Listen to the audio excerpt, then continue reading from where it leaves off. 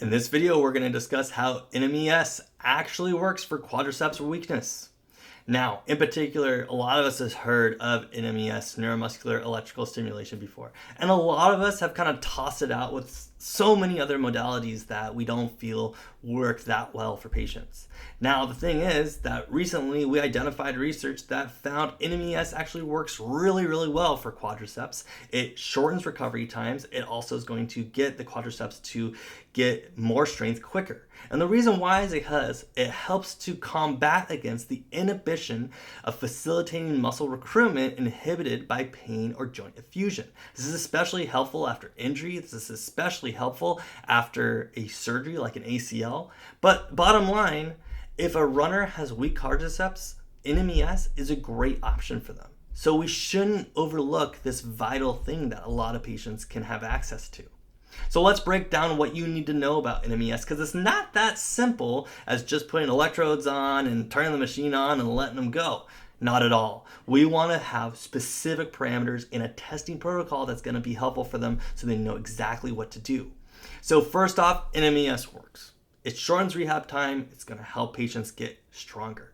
Also, we want to use NMES in this specific way. So first, we want to put the electrodes on, make sure they're nice and big and large, put those big 3x5 electrodes on there on the quadriceps, and then we also want to test the quadriceps max voluntary isometric contraction. So basically, how hard can they make a contraction? We want to take 50% of that and then use that as our minimum to be able to get the quadriceps to activate during NMES output. So let me break that down a little bit more so we understand exactly what to do.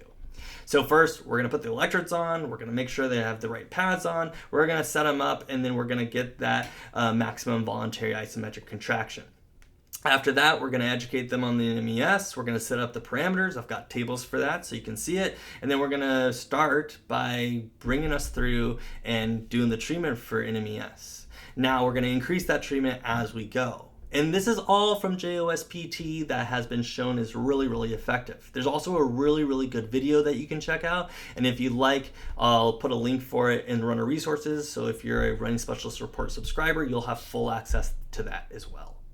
So before each session of NMES, we want to test the quadriceps MVIC.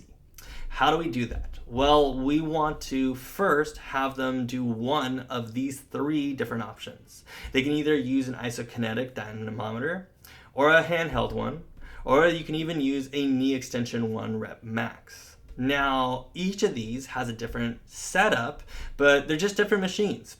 The way we're going to do it is we're going to have the patient make a maximum contraction, and then what we're going to do is identify where 50% of that contraction is. So on your NMES unit, you're then going to be able to find, or on the dynamometer, you're going to be able to find where 50% of their contraction is. Now, we want to set that NMES output to be at 50%, and we want to confirm that with a couple different ways. How we can do that is either by calculating with the dynamometer how much force is being able to be produced. Then we can simply just have it ring and bing when the patient meets that force. Or with the knee extension machine, what you can do is take that 1 rep max, then whatever that weight is, bring it down by 50%.